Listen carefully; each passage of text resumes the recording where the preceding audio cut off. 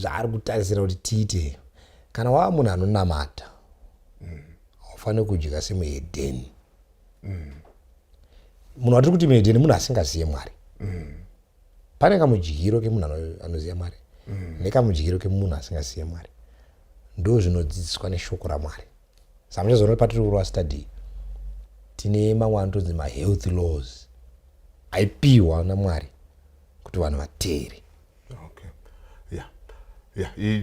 Ndinokuwai ndichibvumirana nemi kuti munhu waMwari unofanira kuzvidzora pane zvose handiti kuzvidzora ndo temperance kana kutaura kuchirungu kuti zvidzore haikuna kuva nemadlo haikuna kuizvozvo ndozviwisisa.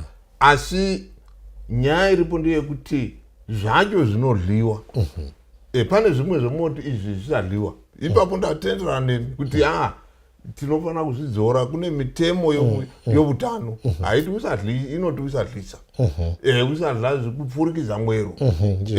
Unofanira kudla chikafu chakachena. Izvozvo ndotenderana zviri mubhaibheri. Asika bhaibheri handivoni richinyanya kutirambidza panguva ino yotorarama kuti izvi tisabata. Okay. All right. Very interesting. I think ngatimbovere ngemavhisi. Ndoda kuti ndimboshaya panapa. Ndoda kumbopinda mubhuku ravakorinde. Vokutanga chapter 10. Ndoda kuti tinzwe panapa verse 31. New Testament. Yes. Po anoti naizvozvo kana muchidya handitika kana muchinwa kana muchiita chipi nechipi itai zvose kuti Mwari akudzwe. Munozwa here dzidzo yemuNew Testament? Kana muchidya kana muchinwa kana muchiita chipi nechipi zvese zvamaita pakupedzisira Mwari ngaakudzwe pazviri. Kureva kuti pari kuti mukudya mune kunamata kutorimo, mukunwa mune kunamata kurimo, chipi nechipi. Kupfeka yataizowana nguva yekutaura zvekupfeka kunototaura chinamato. Saka muchiona kumachechi kumakereke kune mauniform ane zvaari ndiri kurepresenta certain sect. Tinoona nemapfekero. Saka pakudya nekunwa pane kukudza Mwari according to verse. Pananda kuti ndimbotravela nemishoma timboenda kuprinciple of first mention kuti pazvinotangira kuna Genesis Mwari ambenga achiita sei paasika munhu panyaya yechikafu. For example, Genesis 1 verse 29 inotaura panapa inoti Mwari akati tarirai ndakupai miriwo yose inobereka mbeu iri panyika yose. Handitika? Nemiti yose ine michero yemiti inobereka mbeu kuti zvive zvokudya zvenyu. Saka munhu paakasikwa haana kuti akudya zvaanoda iye. According to Genesis. Ndizvozvo. Mwari ndiye ari kutomuudza zvaanodya. Iwe unodya miriwo inobereka mbeu. Ndio watinoti magrains muchirungu. Then Mwari ndobva aenda mberi ndobva ati nemiti yemichero mafruits anobereka mbeu mukati ndo mafruits aunodya. Ndopawisisa ipapo. Ndakupa kuti zvive zvokudya zvenyu. Mhuka dzose verse 30 dzenyika neshiri dzose dzedenga nezvipenyu zvose zvinokambaira panyika zvine mweya woupenyu ndazvipa miriwo yose minyoro kuti zvive zvokudya zvikaita saizvozvo. You see now kuti mukreation yaMwari hapana chiri kudya zvachisina kuudzwa. There is a specific command from God. Mwari aigona kungoisa Adamu munda kana anga asina basa nechikafu ongoti bata chawada zvionere imomo. But there is a specific instruction kuti munhu anofanira kudyei paari mugarden. That's very important. Now muri kuverenga zvinhu izvi before sin Adamu asati atadza naEve watori nezvimwe zvavari kudzwa imo zvavari kurambidzwa kudya. So tukaverenga Genesis 2 verse number 16 Jehovha Mwari akarayira munhu achiti ungadya hako miti yose yemumunda asi muti wokuziva zvakanaka nezvakaipa usadya. Ipapo ndopawisisa kuti tiri kutaura zvepamavambo zvekuna Genesis chii haisati chavapo handiti asika regai tifambe tiende pamberi nokuti toziva kuti izvi zvemurivo zvanga zviripo ndo chikafu chokutanga chakanzi munhu idla izvo asika pakazoita nguva sokuziva kwangu bhaibheri rokuti kwakanaya nyika ikaparara nguva yenoho takanzi zvivarume chikafu chamawana nacho ndezvizvi chidla izvi handiti saka mirivo vanhu vakanzi chidla nyama. Wonderful. I think it's important. Point yamaraiser now. If we follow the process, ndira kuti tibate kuti Mwari ndiye ari principle yatofanira kubata kuti Mwari ndiye ari kutaura chikafu. Munhu haana paakambosiyiwa naMwari achisarudza iye ega kuti ini ndinodya ichi ndo chavandava kuda. I think tichanosvika pamapoints evamwe vatinonzwa vachiti chekudya hachisvibisi inenge yaNew Testament. Tofanira kutarisa nyaya idzodzo kuti dzive clear.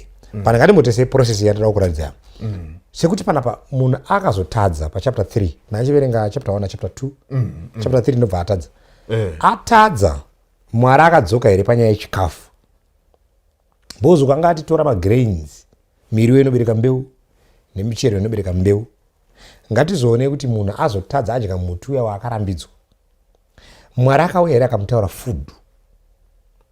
Mwari akauya akati uchadla cheziya. Regai ndimboverenga tinzwe Genesis 3 panapa verse number 17. Kumunhu akati zvawateera zviri mukadzi wako ukadya miti wandakakurayira ndichiti usadya nyika yatukwa nemhosva yako uchadya zvibereko zvayo nokutambudzika mazuva ose oupenyu hwako ichakuberekera minzwa neutungambeva utungambeva zvirwere izvi iwe uchadya miriwo yemusango. Saka nyika yambenge yakanaka uchidya magrains nemafruits but now because iwe wazoteera zviri mukadzi wako watadza nyika yava a-cursed land. Nyika iyi zvayakuita yakuzoita minzwa yakuita zvirwere. Saka because yaane zvirwere neminzwa iwewo manje pakudya chidya miriwo yesango maherbs. Why akudya maherbs? Because pane zvirwere upote uchirapa nyama yako. Wambenge uchidya magrains nemafruits but taakuedha maherbs miriwo yemusango. Maherbs aya ndo anga achidyiwa nemhuka pachapter 31 dzaachifura maherbs all the herbs of the land ndapachi mhuka dzesango. Munhu aisadya maherbs munhu aidya magrains. Hakuna gudo raidya chibage hakuna gudo raichera nzungu but chivi chauya manje pakava nedambudziko pachikafu patotanga hondo but Mwari ndobva ati no wakufanira kuva careful kana wakudya raw herb wedzera mudiet yako maherbs kuti ugone kuzodhila neutungambeva ugone kudhila nezvirwere. Pari clear up now we know kuti takafamba kunosvika paflood yamukutaura. So the frame yekubva pana Genesis chapter 2 chapter 1 to chapter 6 ndopa tiri kuona nyika yakutanga kuchinja vanhu vanonzi vakatanga kuwanda panyika. Totanga kuona murove waNoa waakuuya pandira kuti muone patiri kunosvika pana Genesis chapter 7 mvura ndo payakuda kunaya yaNoa yamamuchataura ya but mhuka hadzisati dzaakudyiwa pachapter 7. Mhuka dzinositanga kunzi ngadzidyiwe pachapter 9 yaGenesis. Ndoda kuti ipapo tizoenda ipapo ipapo takabvumigwa yesi toda kuti tiinde ipapo tonopawerenga asingi tochida kuzoenda kunyaya imwe yamada kumboti mubate yetinoverenga kuti mubhaibheri iri kuna Matiyo ndonga 11 handiti inonzi chokudya hachidi yacho hachisvibise asi chinhu chinobuda chii. Okay fine I think ndo pakamirirwa newakawanda kuti wanzoti panofamba sei taakuNew Testament but kana tikasateera process yacho hatife takazobata zvikuitika kuNew Testament. Pandira kuti muone patiri kutodzidza apa zvechikafu zvatiri kutoverenga hapana muJudha because wanoti zvanga zviri zvemaJudha pataverenga sofa apa ndi Adamu takuona naNoa majudha asati apo patiri kuverenga zvisezvi. Right, pana Genesis 7 pana ndichitaura panotaurwa nyaya yemhuka. Mhuka idzi dziri kunzi ngadzipinde muareka. Pandoda kuti muone kuti padzaipinda muareka dzisati dzakudyiwa. Pane dzimwe dziri kunzi dzakanaka, dzimwe dziri kunzi dzakaipa. Ipapo ndo pane nyaya. Ngatimupaverenge Genesis chapter 7. Inoti pana zvino Jehovha akati kuna Noah, pinda muareka iwe nemhuri yako. Genesis 7 verse 1 and 2 yandoravenga. Pinda muareka iwe nemhuri yako, nekuti ndaona kuti iwe wakarurama pamberi pangu nerudzi urwu. Pamhuka dzose dzakanaka tora nomwe mukono nehadzi yayo. Pamhuka dzose dzisina kunaka tora mbiri mukono nehadzi yayo. Alright. Padziri kupinda mareka. Alright. Imi muri kuti pakangonyorwa apa kuti mhuka dzakanaka nedzisina kunaka. Imi munozviwana papi kuti iyi ndo yakanaka, iyi ndo isina? Ndo pane nyaya ipapo. Saka toziva sei kuti iyi ndo yakanaka? That's a very important question. Unozoziva sei kuti iyi ndo yakanaka? Panapa hadzina kutaurwa mazita adzo, but angonzi pamhuka idzi pane dzakanaka nedzisina kunaka. That's a very important detail. Mwari kuti masikiro andakadziita Noah mhuka idzi, pane dzimwe dzandakatsaura ndikati dzakanaka, nedzimwe dzandakatsaura ndikati dzakaita sei dzakaipa. Saka unoziva sei kuti ndo dzakanaka idzi? Idzi ndo dzakaipa. Masuwa aMwari unoina unoverenga manje Deuteronomy 14 inotsanangura pfungwa iyi. Alright, regai tiverenge. Timbosvika ipapo tiparure nokurumidza tichinda kune dzimwe nyaya. Deuteronomy 14 verse 3. It's a very important nigiri panapa. Inoti ndautanga pavhesi number 2. Inoti nekuti uri rudzi rutsvene kuna Jehovha Mwari wako. Jehovha akutsaura pakati pendudzi dzose dzavanhu vari panyika kuti uve rudzi rwake chairwo, wachinhu chitsvene. Ndakuparadzanisa nevahedheni vatachataura tichitanga vaya. Saka usadya chinhu chipi nechipi chinonyangadza. Anditika wachinhu chitsvene haungodyeba, because Paul ati kana muchidya kana muchimwa itai zvose kuti Mwari akudzwe. Mwari panapa ari kutaura panakanzi chama kana takuita nyaya chireka kungodya chese chinonyangadza, kureva kuti mune zvinonyangadza muchikafu.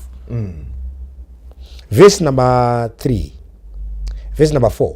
Mhuka dzamungadya ndidzo mombe negwai nembudzi nenondo nemhara nemhembwe netsoma nemharapara nenyati nengururu. Mhuka ipi neipi ine mahwanda akaparadzana ine tsoka dzakaparadzana ndidzo dzamungadya henyu.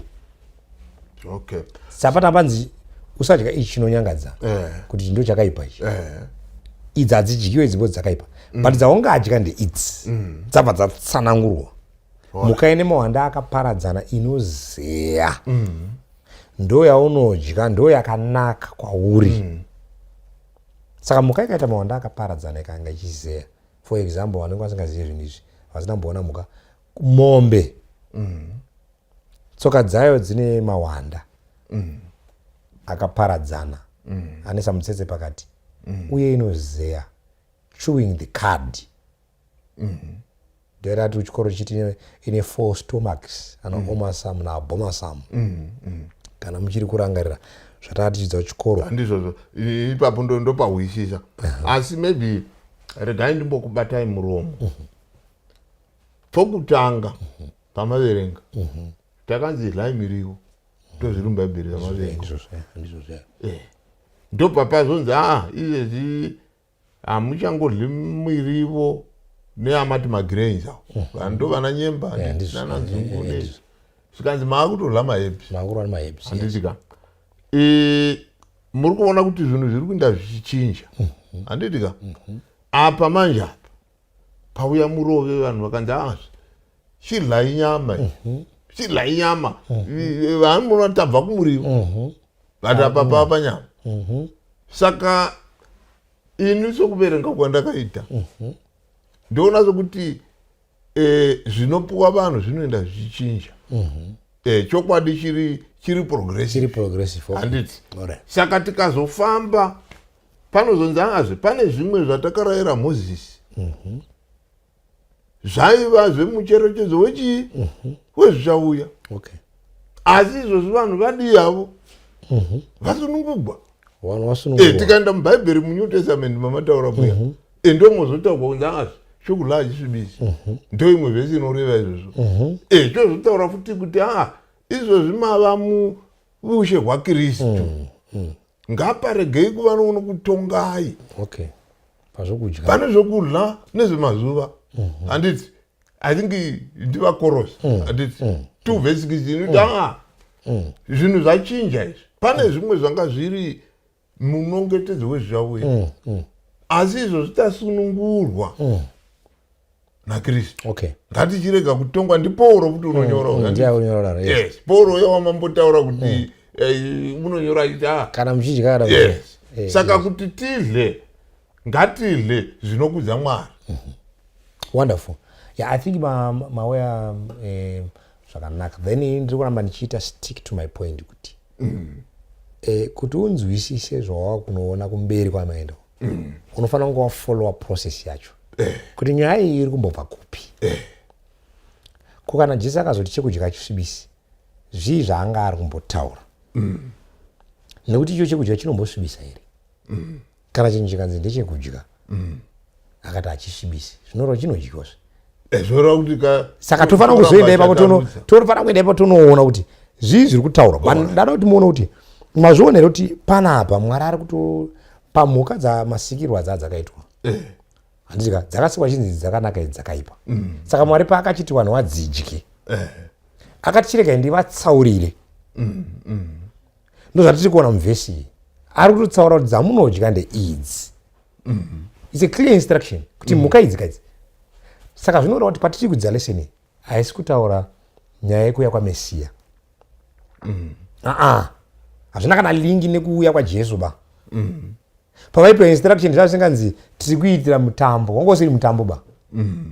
Nekuti even mukadzokera kuna Genesis nekuti vanoti maverenga kuna Deuteronomy kumaJudha ngatidzokerei pana Genesis chapter 9 Noah abuda maareka akusati kwane muJudha ba agunza Genesis 9 verse 3 inoti zvinofamba zvipenyu zvichava zvokudya zvenyu ndakukupai sezvandakakupai miriwo mitema.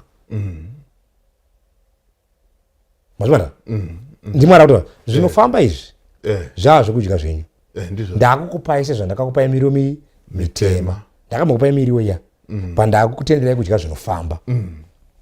Verse 4 asi nyama kana ine upenyu hwayo iro ropa rayo musaidya iyo. Saka Mwari ari kuti murikuona here kuti even taakudya nyama there is a regulation yekuti inodyiwa so. Izvi zvatiri kutaura izvi hazvinei naJesu ba kuti achazouya achifira vanhu kuchazouya New Testament. No, izvi Mwari ari kuti no haudye nyama bhozi ropa renyama. Mwari ari kuti ndiwo upenyu hwacho. Ukadya nyama neropa racho wadya neupenyu hwemhuka ihwohwo. Saka nekufamba kwenguva the more you eat animal blood the more you become animalized. Ndopahwisisa ipapo mufundisi. Yeah.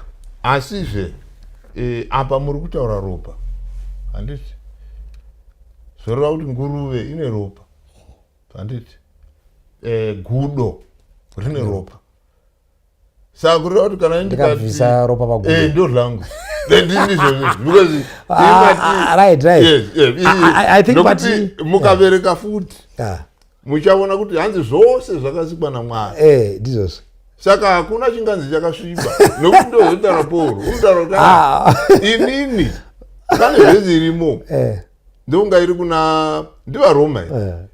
Pauro otaura kuti inini ndichitaura ndiri muna Kristu. Pane pamwe Pauro paanotaura kuti sokuona kwangu but ipapo uri kuti inini ndichitaura ndiri muna Kristu hapana chendinoti chakasviba. Okay. Do everything unto the glory of God. Yes. I'm not even brushing that away. I understand. Ndo dzidziso dzatiri kutowana dzichiuya nevanhu. sekutaura kwamuri kuita. Then now we need kuti ndozvandiri kuti inini ndoda kuti tisvike pese ipapa, but tagona kuunderstanda kuti muri kuzviona here kuti pari kupiwa munhu nyama naMwari. Mwari ari kuregulata. Ndopawisisa ipapo kuti shamwari ndakukupa nyama chidya, ndakambokupa miri wemutema, Mwari atakamupa magrains nemafruits, ndobva amuwedzera achimuongorora madyiro ari kuita, ndizvozvo ndobva azoti ndakukupa nyama, asi nyama iyi pandakukupa kuti udye sezvandainge kuita miri wemutema wakuwedzera ropa bvisa. Mamati ko ropa regudo ndikabvisa hangu ndoroka, ndizvoka right. Saka iwo light of sezvamataura kuti light of God is progressive. Ndobva taramba tichiwerenga bhaibheri, ndobva Mwari achisvika paakutaura manje kuti pakudyiwa kwenyama dzacho pana Deuteronomy 14 zvamunoita mune matsauriro amunodziita, musasadya sevahedheni, ndoda kukuparadzanisai. Mwari haana kuti gudo haridyiwi kana kuti haridyiki nonzi kuti kana ukaribata ukariuraya rinoramba kupinda mukanwa. Mwari ari kuti iwe wachinhu chitsvene chandatsaura pakati pevahedheni, saka chireka kudya chinhu chine tsvina, because mhuka idzi pataverenga pana Genesis 7 zvanzi dzimwe dzakanaka dzimwe dzakaipa. Saka Mwari ada kuti iwe paunopinda mukudya umu wane pfungwa yeropa chimwe chinonzi bvisa mafuta. Vanhu muchaona kuti zvinonetsa zvinhu izvi ive kunoona wakagamuchira vhangeri reutano iri. Nyama ine dambudziko rekuti ropa rayo nemafuta ndo zvinogara nechirwere futi. Kana chirwere chikapinda mumhuka chinofamba neropa, even mumunhu. Saka muchiona kuchinzi munhu kana akanga arwara itai matesti eropa, anotipa maresults. Saka Mwari paari kubvisa ropa ari kuti dambudziko riripo nderekuti ukadya neropa mhuka iyi kana ine zvirwere zvainazvo.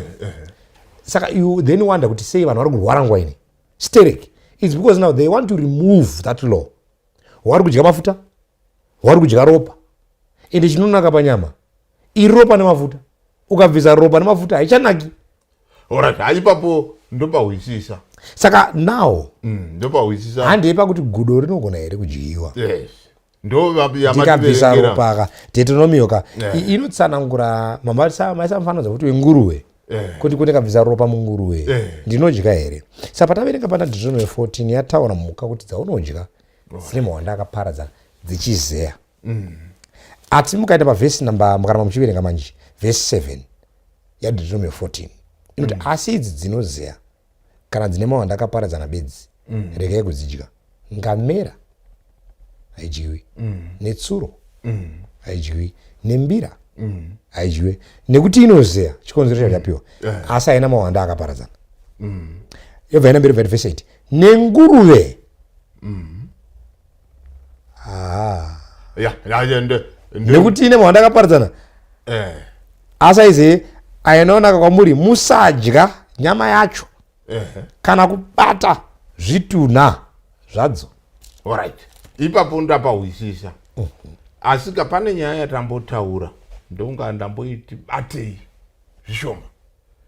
Ndikati pane imwe murayiro ndonga apa takuverenga kuna Deuteronomy. Yes. Handitika mirayiro iyi yakavuya seiya mirayiro inoti unenge atadza aba muchekero handiti unenge atyora sabata ngatakwe nematombo handiti izvozvo hazvichaitiki izvozvo handiti nokuti vamwe vanoti zvanga zviri munongetedzo wezvichauya zvanga zvida kuti vanhu vahwisise kuti zvakamira sei vagafokasa pana Kristu. Hazvisi zvovo here zviri panyaya kuti hongu izvo takanzi tisadya kuna Deuteronomy but tikaenda panapa Paul uri kutaura mubhaibheri muno kuti varume ngaparege kuva hanzi tikaenda kuna Timothy Timothy 4 verse 1 Timothy 4 verse 5 kudaka kuna mungaivhura yotaura kuti nemazuva okupedzisira kuchava nevachauya vachida kutongai kuti chimusadla musaroora musadla. All right. That's very important. Mauda tiverenge ngati ngaiverengei. Ora 1 Timothy 4:1 zvino mweya unoreva pachena kuti panguva dzinouya vamwe vachatsauka pakutenda vachiteerera mweya inonyengera nedzidziso yemweya yakaipa vachinyengerwa navanoreva nhema vakapiswa pahana dzavo padare rinopisa vachidzidzisa vanhu kuwana vachidzivisa vanhu kuwanana nekurayira kuti zvimwe zvinodyiwa zvirege zvakasikwa naMwari kana zvichigamuchirwa nekuonga nokutenda. Vanoziva zvokwadi aiwa muranda waMwari powari hana mborasika inde andoda kuti okay fine ndoda kuuya apa pavhesi yenyu pandoda kuti ndiwe ipapo ndichitarisa nevamwe vachaona chirongwa wasaite confusion saka ngatiilei nyaya yedu pindai mairi.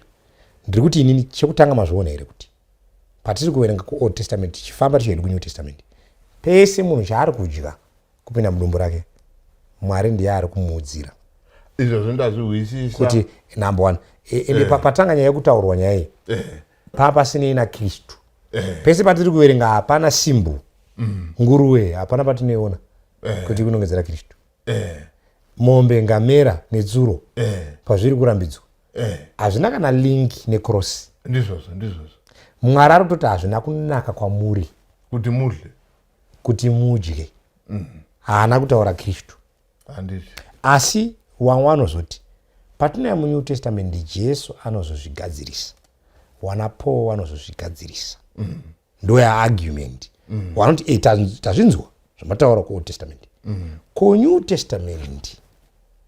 Saka chekutanga chandoda kuita munyaya iyi kuti timbotanga tanzwa Peter zvaanotaura pamusoro paPauro netsamba dzake kuitira patinozoapurocha zvinhu izvi taapurocha tine ziso iro rakanaka nekuti zvakanyorwa. Saka Peter anoti chii? Ngativerenge Peter. Ndoda kunoverenga tsamba yaPeter panapa. Peter wechipiri chapter 3 verse 15 na 16. Inzwai izvozvo naPeter anoti pana muti moyo murefu washe wedu ruponeso Pauro hama yedu inodikanwa akakunyoreraiwo neuchenjeri hwaakapiwa. Kana po naPeter ndiPeter aiwa Paul hama yedu akakunyorera ane uchenjeri hwakapiwa pakunyora. Verse 16 sezvaanotaura mumwadi dzake dzose pamusoro pezvinhu izvi Paul mwadi dzake dzanotaura zvinhu izvi dzese madziri mwadidzi mune zvimwe zvikukutu kunzwisisa. Kana uchiverenga Paul muri kunzwa kuti ndiPeter kutaura aiwa mwadi dzaPaul kadzi mune zvimwe zvinonetsa kunzwisisa. Hakuna kuti ungangoverenga kuti ndozvatatoverenga ende Peter anotaura imwe dhenja iripo anobva ati zvinominamiswa zvinhu zvacho zvinonetsa kunzwisisa zvominamiswa semamwe magwarowo navasingazive navasine simba kusvikira vaparadzwa. Hanzi kune vanhu vanotadza kunzwisisa magwaro apo. Confusion iyi Peter akatanga kutoiona panguva yake akati po ane zvinhu zvaanotaura zvakadzama muongororei sekuti ngandei pana Timothy paya tione kuti hamuna kunzwisisa here tinakuona kuti alright ndokuwai ipapo regai ndimbokubatai muromo mbishana. Peter handiti ndiye uri kutaura handiti asi mukazoendawo kumwe Paul unozotaura kuti azvi Peter wakandishamisa bhuku rawaGaratia kuti Peter wanga ahwisisa nyaya idzi dzokutendeuka kwevamwe vanhu vasiri maJudha asi adzihwisisa unozosvika pamwe pokuti wava kuda kuita zvekuti haana kuhwisisa kuti vasiri maJudha vanofanawo kupinda. Ndosaka Paul kuti azvi Peter paya wakarashika. Iye Peter uyu pane paanga asingahwisisiwo sezvakataurwa naPaul zviya unozoonekwa kuti achidzibaya uri Peter wakanzirova akati handingadyi zvisina kusviba ikanzi azi chacheneswa naMwari hachina kudii hachina kusviba. Ndopo tozoona paya vakanzi azi pataverenga paya kanzi azi vanhu vanoti zvinhu zvacheneswa naMwari zvakasviba izvo zvakasikwa. Okay, I think that's you're well representing nyaya idzi zvakanaka sekuuya kwadzitete. Saka now tamu New Testament but Peter ati Paul akanyora neuchenjeri akapiwa. Peter ari kuappreciate but ari kuti Paul zvinhu zvake zvaakanyora these were deep things. Vanhu vasina uchenjeri wakazvibata vanonodi kuzvivhiringidza. For example ngatitorei Timothy amaverenga anditika Timothy 4 yati mweya unoreva pachena kuti nguva dzinouya vamwe vachatsauka pakutenda vachiteerera mweya inonyengera nedziso dzemweya yakaipa vachinyengerwa navanoreva nhema vakapiswa pahana dzavo nedare rinopisa vachidzivisa vanhu kuwanana. Ati kuwanana kuri muBhaibheri asi ava hanzi vachauya chiti hapana chakaoma pakuwanana. Number 2 teerai. Number 2 chimwe chavachaita nekurayira kuti zvimwe teerai nekurayira kuti zvimwe zvokudya zviregwe zvakasikwa naMwari. Hani muri kuona mirai ngatipatarisei zvimwe zvokudii zvokudya zvakasikwa naMwari. Pane zvinhu zvakasikwa naMwari, Mwari ane zvaakati izvi ndezvekudya. Pane zvakasikwa naMwari, Mwari akati izvi ndezvekudya. Pari kune wachauya pazvinhu izvo zvakanzi naMwari ndezvekudya woti ngazviregwe. Saka ndezvipi zvakanzi naMwari izvi ndezvekudya? Anozvitaura po pazasi. Terai bona vanhu vacho tino zvakaita napo kuti vamwe vanonga vachiti averenga vamwe vachiti terai mudzwe zvikati chi pane zvimwe zvakanzi naMwari zvidyiwe asi kune vanhu vachiva zvinhu izvozvo zvakanzi naMwari zvinodyiwa izvi. Po haana kuenda kuzvinhu zvakanzi naMwari zvisadyiwe po ari kuti pane zvinhu zvakanzi naMwari ngazvidyiwe. Pane vanhu vachiva ipapo kuti siya izvi bvaenda mberi obva ati inzwai kuti zvigamuchiro nekuonga nekutenda nekuti zvose zvakasikwa naMwari zvakanaka hakuna chinhu chinofanira kurashwa. Ndopane vachirasika vanhu kana chigamuchiro nekuonga nokuti listen verse 5 chinoitwa chitsvene neshoko raMwari. Saka nguruve aiwa nguruve ndikatora hochionga ndobika hanzi napo chinoitwa chitsvene nokuonga shoko raMwari nekuonga. Unotanga usati chinhu chese chatinodya isi tinochininamatira sikachanamatirwa chachena but isusu totanga tatasa kuti chatiri kuisa mundiro ichi shoko raMwari rakachichenera because hanzi zvinhu 2 zvinofanira kuchenura chikafu ichi. Hausi munamato wedzi saka vanhu vanopinda vachida kunamata shoko raMwari nemunyengetero. Munyengetero wagara uripo pachikafu chese kunyange ichi chakanzi chakachena chatinoziva kuti kudya chakachena tinochinamatira futi but po ari kuti musakanganwa shoko vheta ine shoko. Saka nguruve ine here payakachenurwa neshoko. Kune here vhesi rinoti nguruve inodyiwa mushoko tisati tainamatira. Saka iyoyi pakajeka ndorava kuti patiri kuenda takuenda patiri clear. Saka po ndada kuti tiende manje kune mamavhesi because asati apera ba kune nyaya yamasimudza yana Peter kuti Peter anga achidya ari pamusoro pemba akanzi baya udye. Iyi iri clear kuna Timothy yati kana makudhila nevanhu ava mutore shoko raMwari moita munamato. Saka iwe unongodzokera kuti muBhaibheri the entire Bible rese pane here nguruve payakasanctiona kuti chikafu kana ukapawana idya. But pandinoziva ini Leviticus 11 Deuteronomy 14 Isaiah 68 kwete mabhuku aMoses Isaiah 66 sorry Isaiah 66 inoratidza futi haasi Moses right but handi kuna Peter hanzi baya udye. Alright kuna Peter maybe tisatenda pana Peter totanga tanda panani regai tinde pana vaRoma 14 verse 14 yes iverenge iyo waroma 14 verse 14 okay kuti tigwe kuti Paul iye achiti ndiri munashe. right anoti ndinoziva nokunzwisa kwazvo Romans 14:14 ndinoziva nekunzwisa kwazvo munaShe Jesu kuti hakuna chinhu chine tsvina chimene asi uyo unoti chine tsvina kwaari chine tsvina.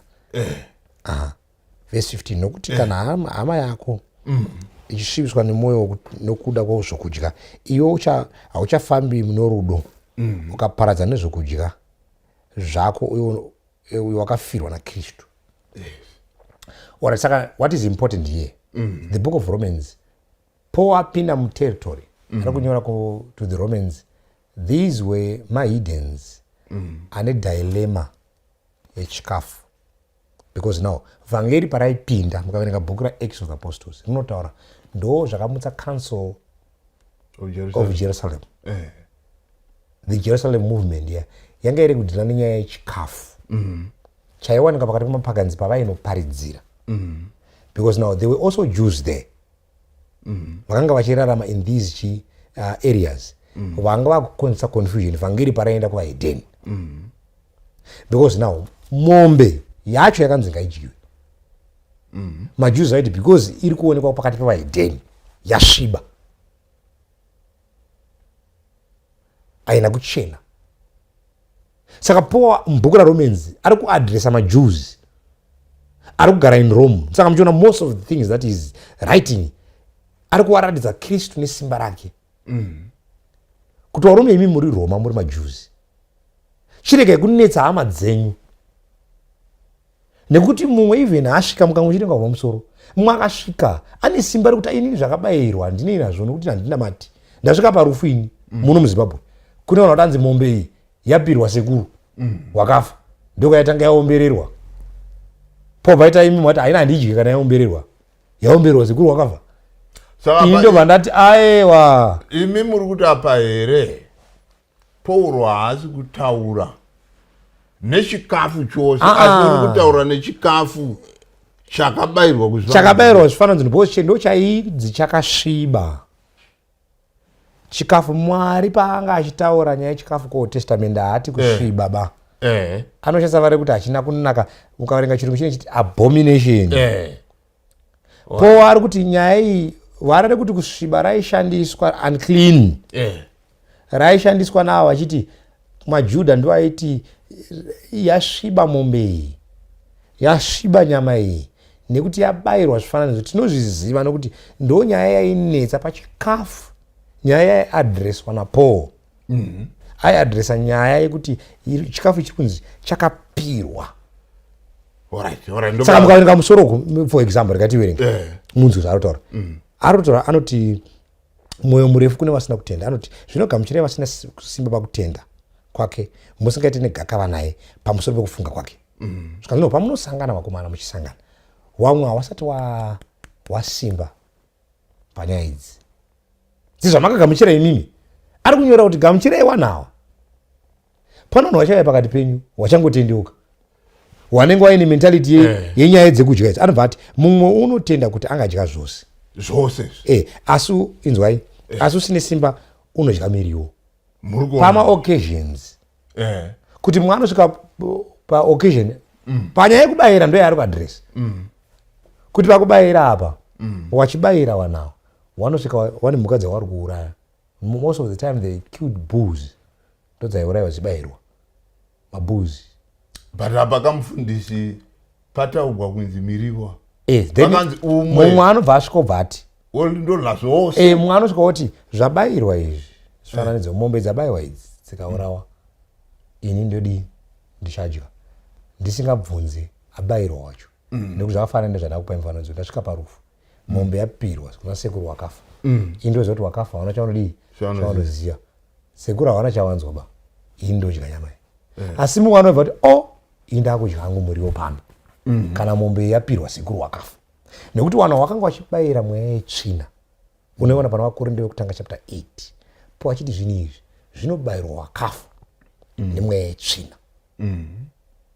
Saka ndo paakutaura kuti mukanga masangana manje paitwa mitambo iyi, mumwe anogona kuti zvabayirwa zvacho ini ndichadya ndisingabvunzi, nekuti haanei nekutenda vakafa vari kubayirwa nemadhimoni. Ari kutora sekuti muriwo, asi mumwe anoti kana pane pamenshenwa kuti pakubayirwa ini ndipe hangu mavheji chitibikire kapoto kangu mavegetables oreus handibate izvi poa kuti it's okay haasati akunzwisisa haasati abata nyaya yacho chimutendera mugamuchete kuti haasati akura pakutenda so ndo zviri kuadreswa napaul pana Romans 14 yese anotopa example even yemazuva chaiwo kuti mumwe anoti zuva rakati ndo rinokosha sezvinoita mamuslims anoti friday yaimwe saka ndakupa kuti muone kuti mifananidzo aiita achifananidza zvimwe akati achitowapa kuti no unogona sangana vanhu vane pfungo dzakadaro handiti saka paul paari kuadresa nyaya ngatizive kuti paul haasi kukwalifayisa zvinhu zvisingadyiwe paul ari kutaura pazvinhu zviri kudyiwa zviri kubvunzwa nehama dzinotenda kuti tikasvika tinoita sei pachikafu chakadai chakabayirwa kozi itsamba dzainyorwa dzichipindura mibvunzo iripo ndo mubvunzo waari kutoadresa kuti zvaka zvamunoita panyaya yakadai chifambai so ende vanhu vari kunyorwa majudha most of the content here dziri kuadresa kumajews vana vaAbhurahamu chichi vanhu vemurayiro ko murayiro zviviri ari kutsanangurira vanhu vanoziya achiva pakristu saka bhuku iri riri kunyorera vatendi waakuziya but vane mibvunzo kuti ko pakudya pazvinhu zvaiswa patable tinofamba sei that's what is clearing kuti mumwe ari kuona zvakasviba zvese but mumwe ari kuti aiwa hapana chakasviba ba nekuti nandinene zvapirwa ndoda kudya saka muri kuti imimi kana Paul achiti zvese hanzi wakasimba pakutenda right handiti unorya zvose sanga tichiendei kuna asi uyo wakaita utembu pakutenda unoti ndorya chii ndinodya miriwo uyo unorya zvose saka panogona kunetsa mufundisi kuti muti imimi apa pachiri kutaugwa ndapanzwa ngatitorei futi pfungwa yayo kuna Jesu pakanzi chekudya chisvibisa varari kuti zvose rakashandiswa but ngatitsvage kuti zvizvaitauro ngatikombaite tokombarizana tibva tadhila nayo handi kuna Mark 7 Mark 7 verengai I think this is very interesting it's actually a very interesting discussion vanhu vanoenda vanoverenga apa Mark 7 verse 17 Mark 7 verse 18 asi akati kwavari nemiwo hamunzwisiwo saizvo here hamunzwisi here kuti zvose zviri kunze kana zvichipinda mumunhu hazvigone kumusvibisa handiti nzwe vari kushandiswa zvose kureva kuti chero nguruve iri ndimuri kuaplya ngomire kuaplya kuti tazopedza hanzi zvose ndo zvamuri kuita zvakanaka because ndo dzidziso dziri kupiwa vanhu kuti aiwa panzi zvose ka zvose zvanzi zvose bateererai munzwe tinoverenga inobva yatina mberi yotova tafu nokuti hazvipinde mumwoyo make izvi zvose izvi asi mudumbu zvorashirwa kunze nekutaura kwakadaro akanatsa zvokudya zvose saka zvananzwa zvananzwa zvose zvananzwa alright zvikanzi yodzoka kune yatamboverenga ikanzi uya unorya zvose aiwa unopa kutenda ndindauya nenyaya iyi kuti mujekerwe muri kuona here yati zvose paataura izvi akanatsa zvokudya zvose haisati yaingogeza mirai munzwe mavara kushandiswa ndivatata kudhila nawo akanatsa zvokudya zvose ndakutaura imwe pakatongoshandiswa varare kuti zvokudya mubvunzo unoti nguruve inodyiwa here yakambonzi naMwari ndechekudya here ndo point yekutanga point number 2 chii chiri kunatswa muchapter iyi nekuti iwe kana waverenga uda kuti ko nyaya iyi utaura naJesu chii chachamboitika kuti ataura kudaro what had happened for example ngatipinde mucontext because text awerenga pana mucontext ngatimboteerei yatinoti contextual meaning tamei tiri patextual meaning now taada kutsvaka contextual meaning yekunzwa kuti right nyaya iyi chii chachaitika saka ngatimbotange pavhesi 1 chepo ndivanani varipo musi uyu taurwa nyaya iyi vadzidzi vaJesu vhesi 1 zvino vafarisi navamwe vanyori vaibva Jerusarema vakaunganira kwaari number 2 vakaona vamwe vadzidzi vachidya namaoko ane tsvina ndokuti asina kushambwa.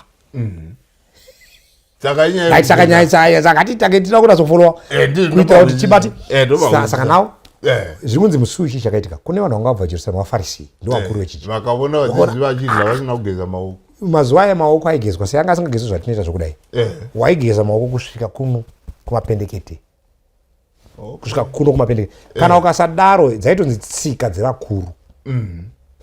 Ukasaita tsika idzodzo nanga ukadya chikafu icho chinonzi chasviba. Ngativerenge zviri mavhesi ndonyaya po kuti pane munhu ari kuti chasviba iwe uri kuti chakasviba sei.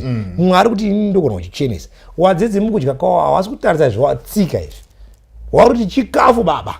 Ngatinzwe kuti inguruve yaidyiwa here musi wacho. Inzwai nekuti vhesi 3 vaFarisi navaJudha vose havadyi vasati vashamba maoko avo kwazvo vachichengeta tsika dzavakuru.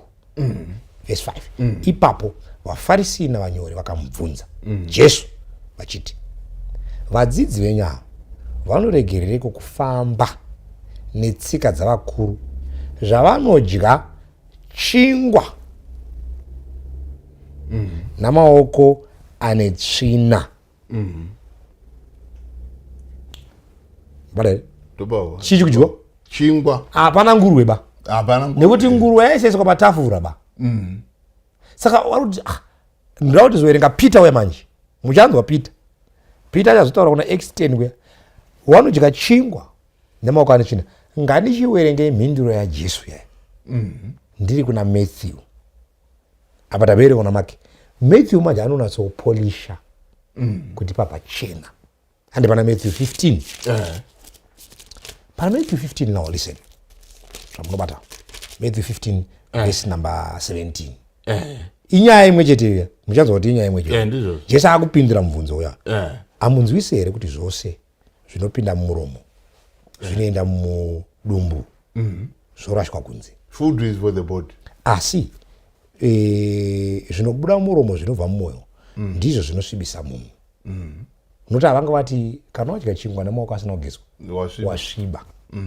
Ngona konzepti yayo zvikanzi nokuti inzwai nokuti mumwoyo munobuda mifungo yakaipa, kuuraya, ufeve, upombwe, kuba, kupupura nhema, kumhura Mwari ndizvo zvinosvibisa munhu. Asi kudya namaoko asina kushambwa hazvisvibise munhu. Kudya chingwa ichi namaoko asina kugezwa kusvikawo hapana kunzidya inguruve. Ndakuhwisai. Apa mama ubata ndiri kubata divi ramunhu. Asika mukatarira Jesu pane zvimwe zvaaigadzirisa. Achigadzirisa chinhu chimwe oti ari kugadzirisa chimwe otogadzirisa zvakawanda.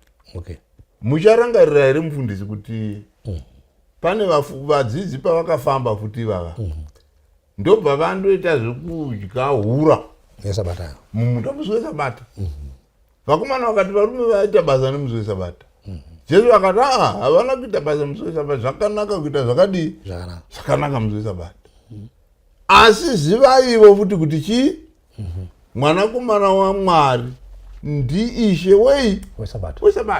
Saka zviri kuitwa naJesu apa uri kubata nyaya yokuti vadla musi weSabata asi wowedzera futi kuti iyi taigadzirisa asi muzozivazve kuti iro Sabata iri muridzi waro ndiJesu. Handiti? Saka apo manje hongu vanhu vadla vari kunzi vakasviba vadla nemaoko asina kugezwa. Asi chizivaivo futi kuti chii chokudya chose chakadii No. When you do that you have lost it. Mu context. Because now that's important when we are learning, we are Bible students. Patoverenga Bible kuti context yatibatsira kuti hondo yanga iripo ndeyekuti chingwa chadyiwa nemaoko akaita sei akasviba. Then now Jesu ari kungoresponda bedzi kunyaya yavabvunza nekuti vamubvunza kuti wadyirei nemaoko ane tsvina. Hawana kutedza tsika dzewakuru. Jesu kwakuti no, iwe nyaya yatiri kutaura panapa, nyaya inosvibisa munhu pamberi paMwari haisi yekudya nemaoko akasviba asina kugezwa. Nyaya inosvibisa munhu wakomana akutoadresa upombo hwamunoita uya nekuuraya, aikakutiudza vaFarisi nekuba kwamunoita nekumhura Mwari kwamunoita kuya, ndimi makatosviba panapa. Kwete zvikuitwa nevakomana kudya nemaoko asina kugezwa pamberi paMwari hazviite kuti munhu asvibe. Right. Kana mukanga maestablisha mukati Jesu aiti nguruve ngaichidyiwa, zvainzi zvakasviba ngazvidyiwe, zvinoreva kuti somewhere after the cross tinofanira kuona even madisciples ake aivapo musuwi vaipomera mhosva wakudya nguruve.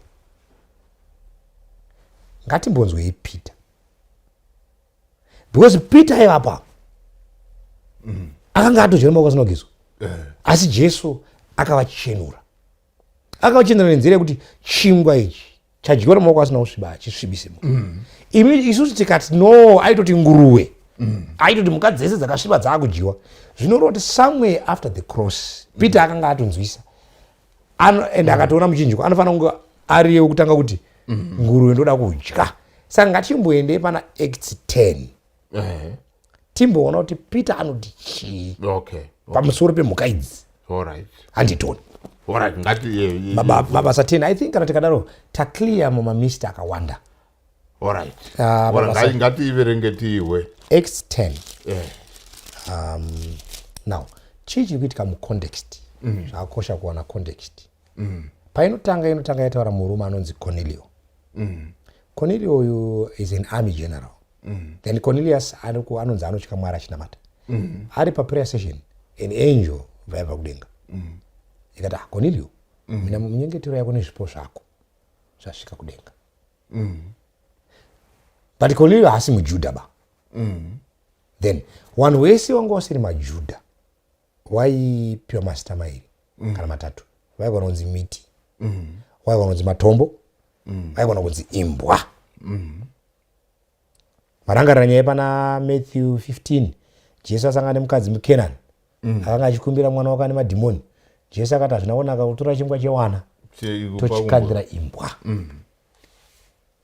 Peter achitaura nesu aedheni anotinyorera kuna 2 Peter chapter 2 anoti imi kare maamusiri wanhu asiko zvino maavana vaMwari marudzi rutsvene madeedzwa kubva murima mushuva mushedza kare maisaonekwa sewanhu.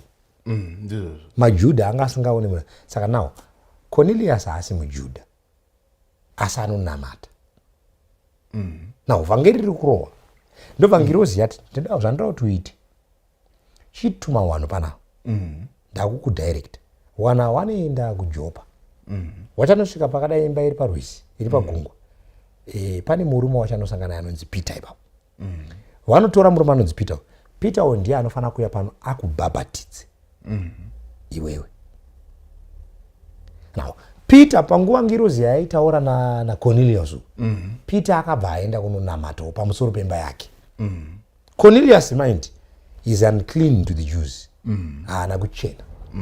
Peter ari kunamata ane zvaakaona ndozvatara kuverenga. Nyaya iri kuitika semuperiod kuti muone kuti vision iri kupiwa Peter takuona kuti ine chekuita here nekudya nguruve kana kuti ine zvayaitaura pamusoro paCornelius anga asiri muJudha. Saka nguva yatumwa vanhu kubva kumba kwaCornelius Peter akanga akunamata. Now mweya mutsvene wakabva wamupa vision. Ngatimboverenge ipapo Acts 10 ngatitange pavhesi 9. Zvino fume mangwana vachiri parwendo vava pedyo neguta handitika vanhu vakanga vatumwa vaya kubva kumba kwaCornelius. Petro tera akakwira pamusoro peimba kundonyengetera. Nenguva imwe inenge yechitanhatu akaziya kwazvo akada kudya. Akanzwa nzara. Zvino akati achagadzirira kubatwa, akati achagadzirira akabatwa nemweya handitika akaona denga razarurwa nechimwe chinhu chaiburuka somucheka mukuru unoburuswa pasi wakasungwa miromo mina handitika maiva nemhuka dzose dzina makumbo mana nezvinokambaira zvenyika neshiri dzedenga. izwi rikauya rikati kwaari, simuka Petro, baya udye. Mwanzo here? Asi Petro akati kwete Ishe, nokuti handina kutongodya chinhu chisina kunaka chine tsvina. Peter aifana kutobaya because anga aine mavara aJesu ekuti chekudya hachisvibisi. yoita ichiti mberi ikati zvazvicheneswa naMwari. Ndo ndinoda kuenda ikoko. Peter ndati tichiri papoindi anga asingafane kuramba. Vadzidzi havana kumbenge vazvitenda kuti zvakazocheneswa. Peter ka angadai handiti aiva pamusuwe auya paJesu kapaya, Jesu achichenura kapaya. But patawerenga tazoona aiwa Jesu aitaura nyaya yechingwa chachadyiwa. Peter ndo paifana kuti rega nditobaya nekuti Ishe wakati chekudya hachisvibisi. Peter kuti no, ini upenyu hwangu hwese, upenyu hwangu hwese.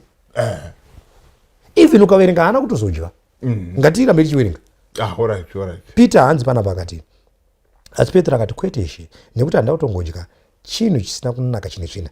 Ipapo izwi rakauya zvekwari rechipiri, rikati, chanatswa naMwari usati iwe chine tsvina. Izvi zvakaitika katatu, chinhu chikakwidzwa pakarepo kudenga. Zvino Petro akati achikanganiswa mumwoyo make kuti chiratidzo chachi chaangaona ndecheko, tarira varume vakanga vatumwa naKornelio vakamira pamusuo vakabvunza imba yaSimeoni. Petro akati hai, kudenga rinondimanikidza sei? Hana kudya. Zvakaitika 3 times. Idya. Petro akati ha, ndomanikidzwa sei kudya zvinhu izvi? Achiri kunetseka kuti kuwai ndiri kumanikidzwa, warume wekuba kwaKornelio wakabva wasvika. And vhesi yati jira iranga rakasungwa mativi mana, 4 corners. Peter ndezvaanga achitoudzwa pamusoro muchazviona pamusoro pevahedheni wangu wakudedzwa nevhangeri to the 4 corners of the world, kuti Mwari avanatsa. No, Peter akatorwa musuwini wakomana, akatoenda kumba kwaKornelio, nokuti paakaona akadzwa nyaya yekuti pane muhedheni unclean ari kunzi ada kubhabhatidzwa. Peter mwoyo makakati kuchenurwa. Ndobva Peter atomhanya ndobva anobhabhatidza Kornelio. Nyaya iyi ndobva yasvika kuchechi. Alright, ipapo ndapahwa mufundisi. Mirai? Nyaya yasvika kuchechi, Peter akadedzwa. Kuti kweiwewe wakabhabhatidzirei munhu asiri muJudha? Haina kuita nyaya yekudya. Peter chapter 10. Peter pachapter 11. Ndopa akadedzwa. Akasi kutsanangura kuti no, chakaita ndibhabhatidze Kornelio, ndakaratidzwa vision. Yanga ine zvinhu zvisina kunaka.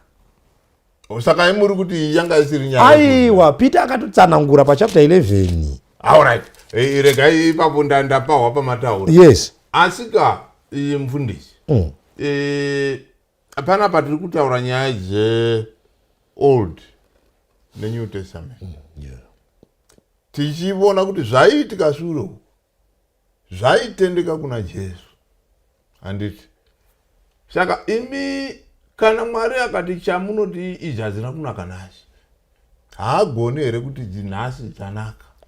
Nokuti chetiri kuverenga apa ndechekuti chatamboverenga imwe vhesi ikati zvakasikwa naMwari zvose, hanzi unodla kuti atende kuna Mwari.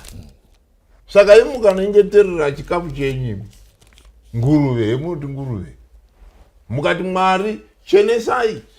Aiwa, zvamaita imi ndakutaurirai. Mukaverenga Timoti ati kune zvinhu 2 zvinochenura chikafu. Chekutanga ishoko, chechitu munyengetero. Saka ndanamatira chikafu ichi. Nguruve haisi chikafu. Nekuti pataverenga Mwari ati musabata. Saka iwo zvaunoita unotanga watora shoko. Ndo first rule of your faith. Wotiko mushoko chikafu ichi chinonzi chii? Now ndoda kuti ndiite clear panyaya yaJesu. Jesu paanotaura pana Matthew 5 verse number 17, anoti musafunga kuti ndakauya kuzoparadza murayiro nevaprofita. Asi kuzozadzisa. Jesu anoti nyaya yemurayiro nevaprofita, murayiro nevaprofita ndo Old Testament. Murayiro, mabhuku saMozisi. Waprofita ndo natiri kuona mamaina prophet, major prophets. muraini waprofita ndakauya kuzviparadza, ndakauya kuzozadzisa. Jesu ari kuti zvese zvinotaurwa neni, zvekutaura pamusoro pangu, inini ndauya kuzozvidemonstrata panapa. Saka tinotora Jesu toenda naye, tofamba naye, totarisa kuti ndezvipi zviri kunyorwa muOld Testament zviri kunongedzera Jesu, zvaarida kuzadzisa. Toenda pamirayiro yese, tinotarisa mirayiro yange ine masegments. Mirayiro isangotaurwa ba, mirayiro yezvekudya, madyiro, mirayiro yekugarisana, mirayiro yekuradza Mwari zvaari, ukama hwaMwari nevanhu, ukama hwomunhu nemunhu, ndo ma10 commandments. Murayiro wemaceremonies, mitambo, maordinances 7. Wotora Jesu wofamba naye mumirayiro. Tikaenda pamirayiro ine 10 pakanzi usaba, usauraya, usaita upombwe. Jesu angadai ari kuzadzisa, arida kubvisa here pakanzi usaba, arida kubvisa here pakanzi usauraya, arida kubvisa here pakanzi usaita upombwe. Munhu aiti akaita upombwe kuti asafa aimhanya negwai kuchechi, hawasi wanhu wese wakapombwa wakaurayiwa, asi waiti ukabatwa usati wamhanya kunyasha waifa. Ndosaka muchiona mutemo waiti abatwa ari paact, the wrath of the law, anonoka kusangana nenyasha. Saka tine mutemo ine 10 iri kuti usaba, usauraya, usaita upombwe. Jesu ari kuya kuzobvisa here ipapo, kuti iko zvino zvitotoparidzira vanhu kuti Jesu tamuNew Testament, saka vanhu ngawauraye. Jesu inamata zvifananidzo, sokutaura kwamaita ari kuuya kuzozadzisa. Good. Saka kuzadzisa sokuona kwangu kuti murayiro uhwisisike, nokuti vakomana vaFarisiya vanga vatora murayiro vakauita joko, endi raitwa joko. Jesu uri kuuya kuzorerutsa, haasi kuya kuzorerutsa, kuti risaita joko, kuti risaita joko ndokurerutsa. Saka kurerutsa kuti varume paya pamakambonzi musadla izvi, ngandodagatseva paya pamakanzi kana wakadikitira usapukuta neruoko, pukuta nependekete. Paya pamakanzi mukanyawira mugomba simbudisai, usarega kuburitsa wose achifuyo chitambura uchita ndiri kumhanya kusabata. Paya pamakasi ukasangana munhu apondwa murodhi wonzi mbotanga waita zveservice, wosiya upenyu, unoda sei Mwari wawasina kuona uchisiya hama yako yakadii. Jesu ari kuya kuzopa clarity, haasi kubvisa kana kuwedzera, ari kuti ndauya kuzopa kunzwisisa nekuzadzisa. Saka tinoenda kuti pachikafu panzi ichakanaka ichakaipa. Jesu ari kuya here kuzoti zvanzi zvakaipa zvachinaka nekuti ndauya. Isu tichiona kuti kubva kucreation dzisati dzakudyiwa, Mwari atoti idzi dzakanaka, idzi dzakaipa, dzisati dzakutodyiwa, dzine tori neinstruction iyoyo. Saka Jesu ari kuya here kuzoti chikamburai dzese. Mubvunzo unoti pazvambopiwa zvazvichipirwei? Zvachipirwa utano. Mhuka idzi Mwari paari kuita anga achitarisa utano hwomunhu, ndosaka anga achitibvisa ropa kuitira mabehaviors asachinja. Nawo haukwanisi kutsanangura nyaya yengochani zvakanaka, nekuti nyaya yemage inonetsa, nekuti vanhu vari kudya ropa. Haukwanisi kutaura nyaya yedressing zvakanaka.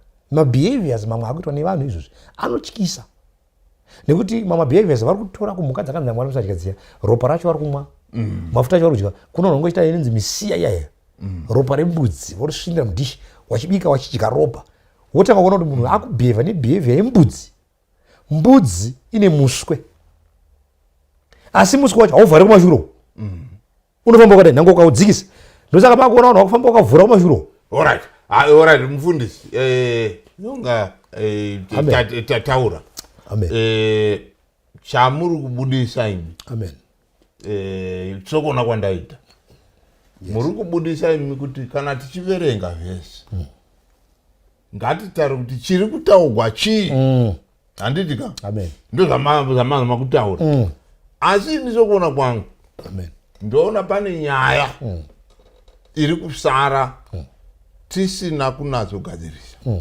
Ndinoramba ndinomubvunzo, ndadzwa zvimwe zvamataura, mubvunzo wangu ndowekuti zvakarovekwa pamuchinjikwa ndezvipi?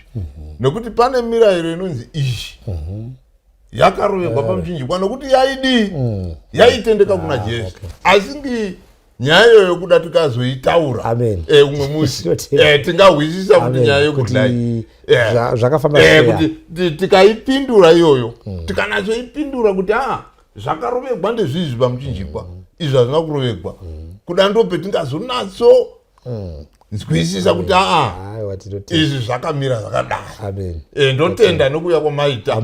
Asi pane nyaya yemuchada kuti mupindure, nyaya yokuti izvo zvakarovekwa pamuchinjikwa ndezvipi, zvikasara ndezvipi. Mataura kuti kare kwainzi ukapukuta dikita unenge wadai, ukanzi wabatwa uri pachiitiko waitakwa, zvikanzi zvapera.